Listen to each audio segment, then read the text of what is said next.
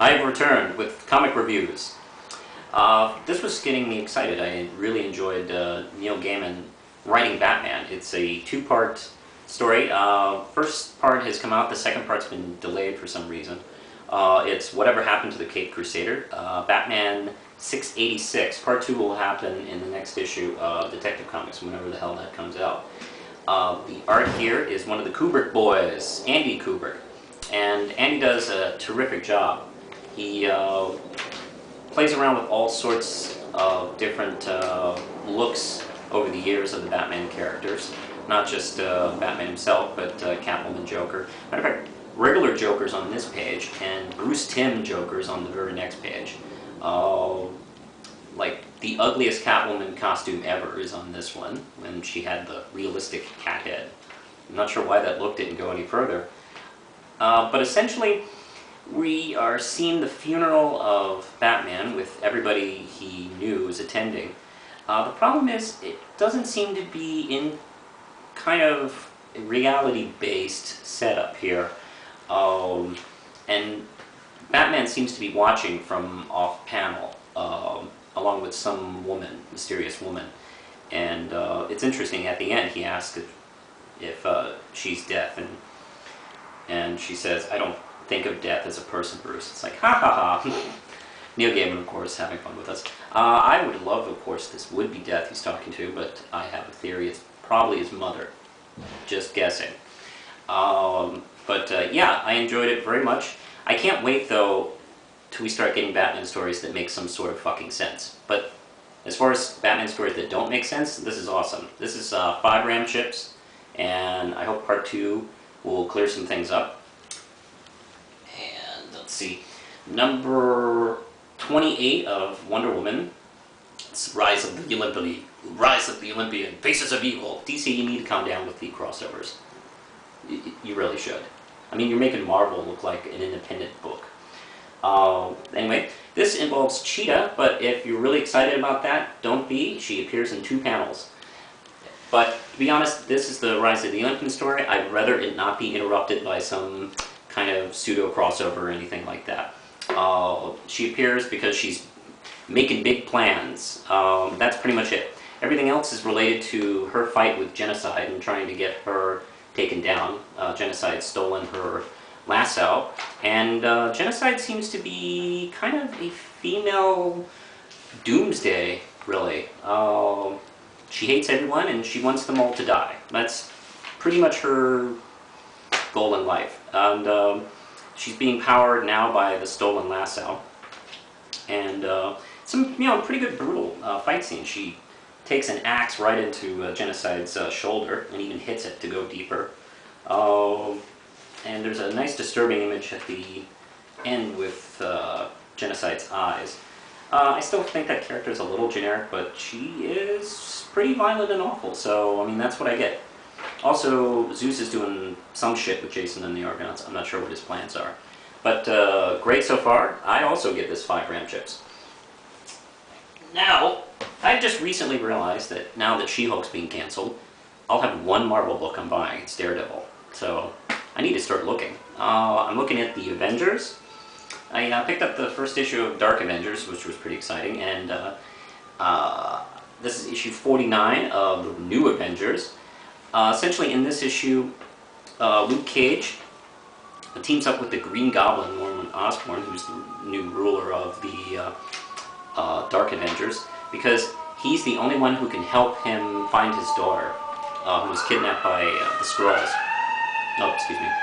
And he hates having to team up with this guy, because let's not forget, Green Goblin once threw his wife, his pregnant wife, out of a building. So that's not a guy you willingly team up with. But it's a pretty good team. And Jessica Jones appears. I always love Jessica Jones, Bendis' creation. And you know what?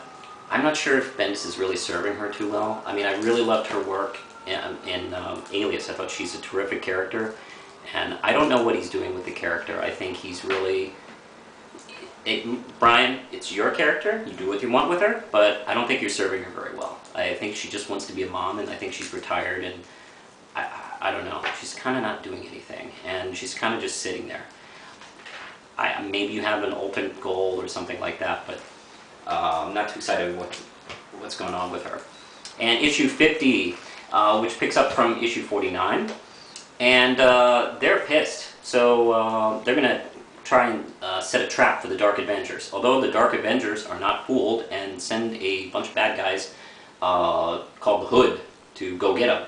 And they defeat them, and they're left going, wow, these guys are actually smarter than we thought.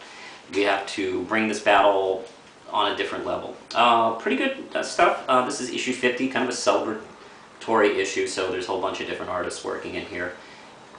Jessica Drew is finally back and working with the new Avengers, which is terrific. I was worried she'd go off and retire because of the Skrull Queen ruining her reputation, but now she's fighting to re-earn it.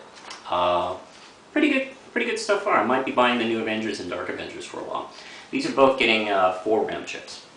And speaking of Marvel titles, She-Hulk's about to close shop, and this is issue 37, featuring the villain who hasn't shown up in She-Hulk since '81, Man-Elephant. Why?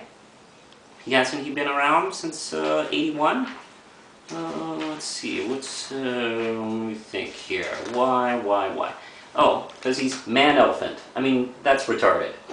But he's actually pretty well treated here by Peter David.